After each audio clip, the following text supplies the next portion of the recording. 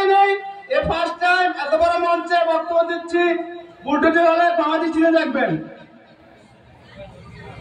প্রিয় সমাবেশ, একটি কথাই বলবো, আমরা চাই না 5 তারিখের পরে কোন হাইব্রিড গলমারি ইউনিয়নের নেতৃত্ব আসুক, যাদের আমরা বিগত 14-15 সালের থেকে কখনোই দেখিনি।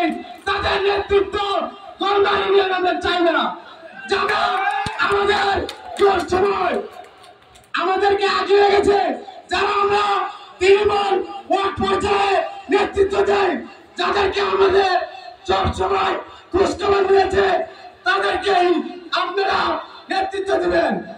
সর্বোপরি একটি কথা বলতে চাই, গলমারি ইউনিয়নের মাটি ডক্টর খন্দকার মুশাররফ স্যারের ঘাঁটি, গলমারি ইউনিয়নের মাটি ডক্টর খন্দকার মারুফের ঘাঁটি। তাই সর্বোপরি বলে আপনারা সবাই ঐক্যবদ্ধভাবে কাজ করবেন।